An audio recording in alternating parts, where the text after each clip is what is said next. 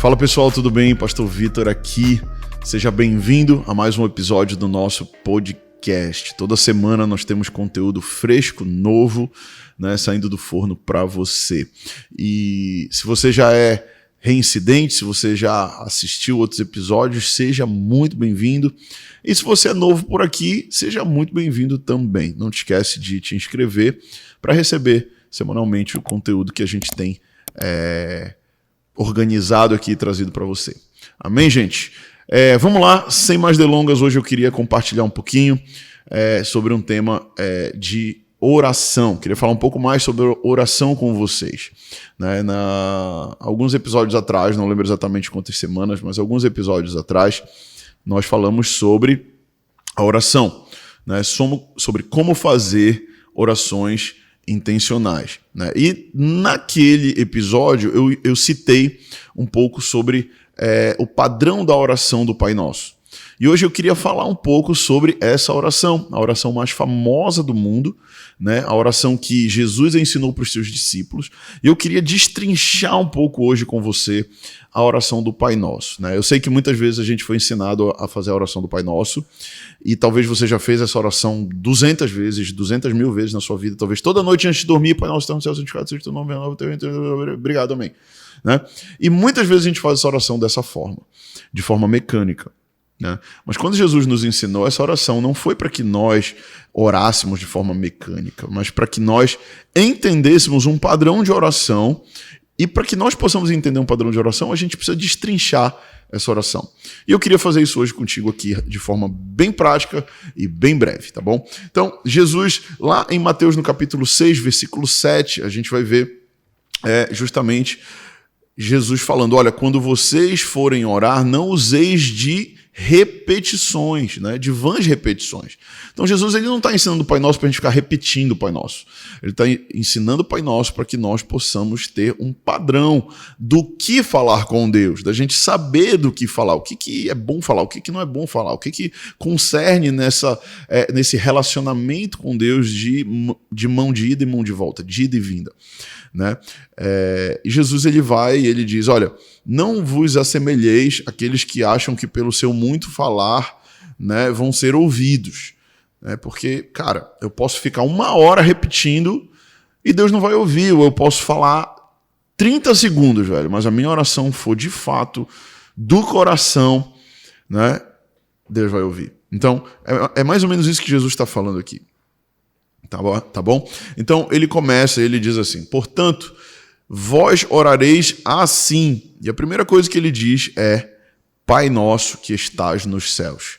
Né? Então a primeira coisa que eu quero te ensinar aqui como princípio é que para que você alcance o coração de Deus na sua oração, para que a sua oração seja intencional e ela chegue a Deus, você precisa, em primeiro lugar, ter a revelação de que Deus é Pai. Né? Muitas vezes nós temos dificuldade de ver Deus como Pai. E quando Jesus ele vem trazer o reino para a terra, quando Jesus vem para a terra, né, ele é a primeira pessoa que traz para os judeus a conotação de Deus Pai. O judeu até então ele tinha aquela conotação de um Deus dos exércitos de Israel, né? Do Deus criador dos céus e da terra, lá de Gênesis, que com a sua palavra cria céus e terra e tudo que existe. Né? Então, muitas vezes o judeu ele não tinha essa percepção de Deus como Pai. E a gente até ouviu falar muitas vezes, né? Ah, Deus é pai, não é padrasto, né? Tem até algumas citações dessas, né? Tipo, ah, Deus é pai e tal. Só que, cara, às vezes a gente até sabe que Deus é pai, mas você sente que Deus é teu pai? Você de fato sente no seu coração, você se sente protegido por Deus, você se sente empoderado pelo Pai, você se sente acariciado ou amado pelo Pai, você sente que você tem abertura com o Pai. Né? Então Jesus ele começa dizendo, olha, Pai nosso que estás nos céus. Né? Então a primeira coisa da tua oração que você vai se dirigir é ao Pai. Tá bom? A segunda coisa que ele fala é, santificado seja o teu nome. Né?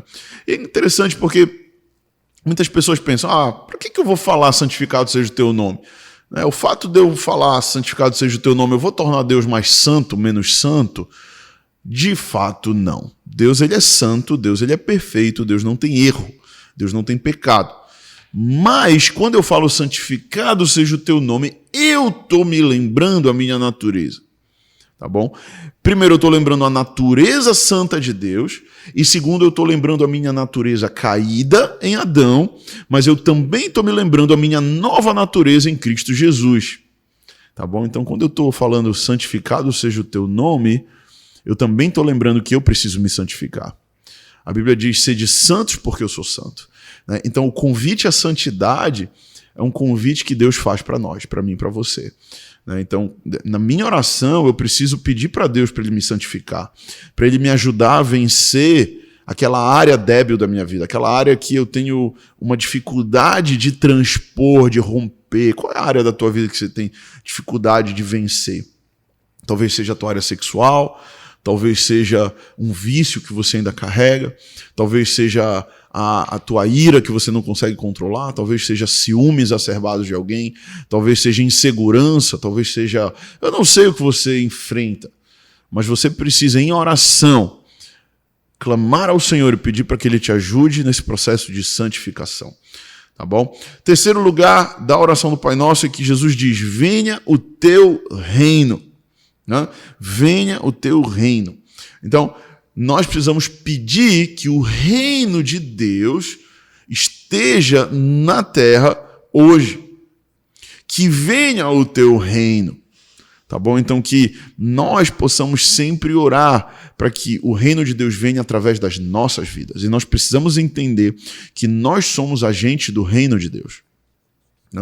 Nós somos aqueles que carregam o reino de Deus. Lá em Lucas 21, 31 diz, arrependei-vos porque é chegado, ou melhor, desculpa, Lucas 21, 31 diz, assim também quando virdes acontecerem essas coisas, sabeis que está próximo o reino de Deus. Né? Então, quando Jesus ele veio para a terra, ele instituiu o reino. Né? Mas a gente também vê que o reino está por vir quando Jesus voltar. Mas Jesus também diz que o reino ele está dentro de nós. Então o reino ele tem três facetas. O reino ele veio com Jesus, o reino ele está porque nós estamos aqui, discípulos dele, filhos deles, e o reino virá quando Jesus voltar. Tá bom? Então o reino ele tem essas três facetas. E nós precisamos clamar que venha o teu reino. Para quê? Para que o reino ele se expanda na terra através das nossas vidas. Isso precisa estar na nossa oração. E ele diz que faça-se a tua vontade. Nós precisamos ser intencionais em pedir para Deus para vencer a nossa vontade, para que a vontade dele se cumpra. E quantas vezes a gente ora errado, porque a gente ora querendo que a nossa vontade se cumpra, e às vezes a gente parece um monte de menino mimado. Ai, Deus, que a minha vontade se cumpra, porque eu quero isso, eu quero aquilo outro, e faz isso, faz aquilo outro. E quem te disse que Deus quer fazer isso que você quer? E quem te diz que Deus quer te dar isso que você está pedindo? Sabe, existe uma chave na palavra que muitas vezes a gente ora e a gente não recebe porque a gente ora mal. Né? E a Bíblia diz, oreis e não recebeis porque pedis mal, porque pedes para o teu bel prazer.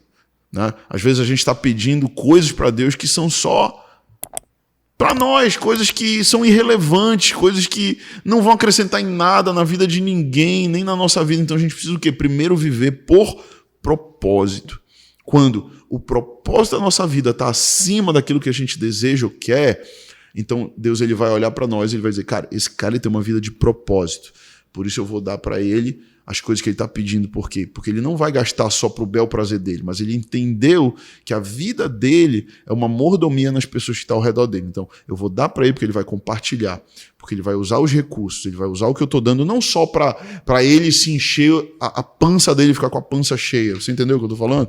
Então, Deus ele quer te dar, mas ele quer que você entenda a importância de compartilhar.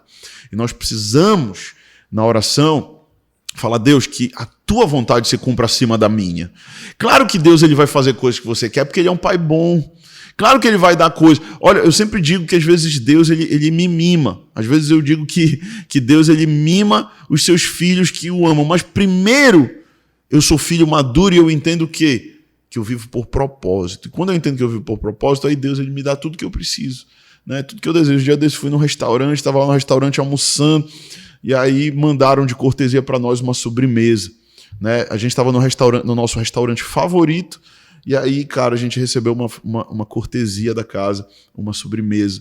E eu virei para as pessoas que estavam comigo e falei, cara, isso é o papai honrando os seus filhos.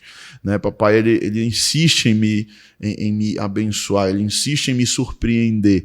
Muito mais do que pedimos ou pensamos, é uma frase que é um texto bíblico que me persegue. Mais do que eu pedi, eu pensei, mas por quê? Porque eu me submeti à vontade de Deus. Porque eu me submeti a Deus, que não seja feita a minha vontade. Eu abri mão da minha carreira. Eu falei, Deus, eu queria ser empresário, mas se o Senhor tem um chamado pastoral na minha vida, eu vou obedecer esse chamado. Eu não vou ser empresário, eu vou fazer a tua vontade. Aí Deus falou, amém, filho. Então agora eu vou te dar tudo que você precisa. Que você entendeu que você não vive por você, mas você vive porque eu quero. Amém, gente? E vamos continuando aqui. 6º lugar na oração. O pão nosso de cada dia nos dai hoje, né? Então Jesus está pedindo o que aqui? Provisão. Então não é errado pedir provisão, né? Mas antes de eu pedir provisão, eu primeiro preciso o quê? Pedir que Deus cumpra a sua vontade, né? Então ele cumpre a vontade dele e depois eu peço provisão. Então o pão de cada dia nos dai hoje, né?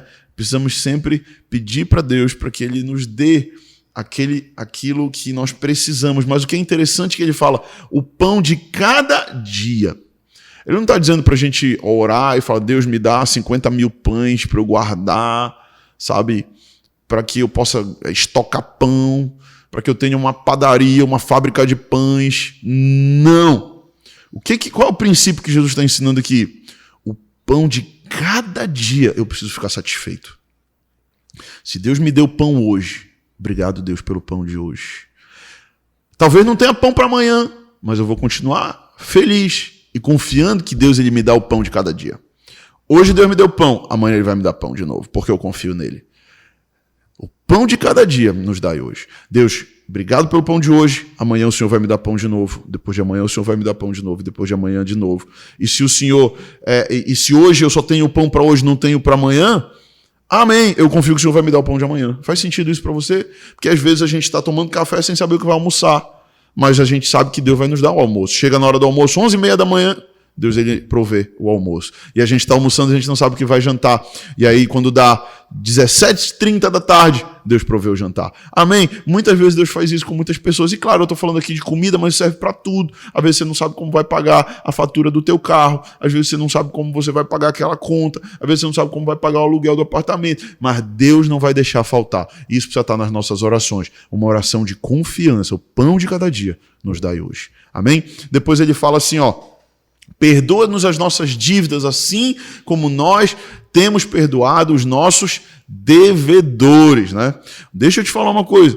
Cuidado com aquilo que você ora. Muitas vezes a gente está falando, Deus, perdoa minhas dívidas como eu tenho perdoado meus devedores, mas eu não perdoo meus devedores. Aí o que eu estou pedindo para Deus? Deus não me perdoa.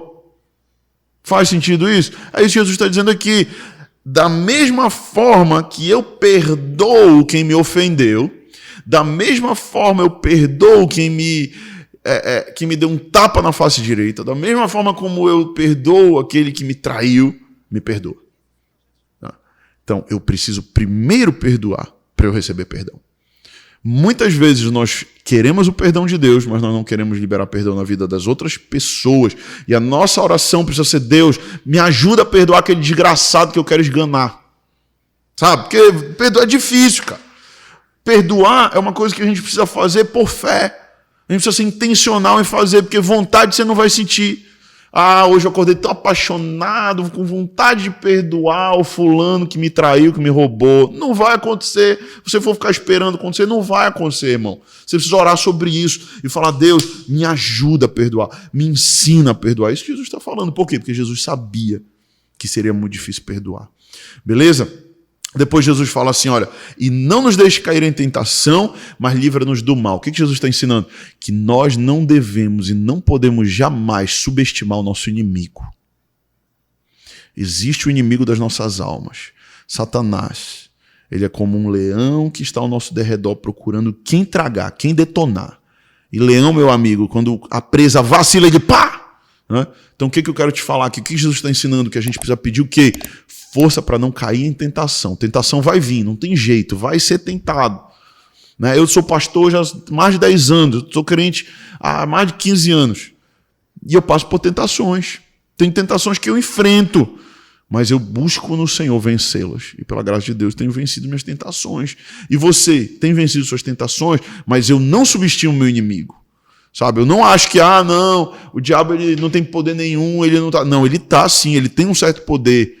Né? Mas eu preciso ficar ligado, eu preciso vigiar, eu preciso orar. E nas minhas orações, todos os dias eu peço: Deus, protege minha casa, protege minha família, coloca teus anjos aqui, sabe? Sonda meu coração, não me deixa orgulho tomar conta de mim, não me deixa eu achar que eu já alcancei alguma coisa, me mantém humilde, me mantém firme. Todo dia eu oro isso. Por quê? Porque eu entendi que eu preciso permanecer nessa plataforma de humildade, porque do momento que eu achar que eu alcancei, que eu venci, cara, o diabo vem me dar uma rasteira.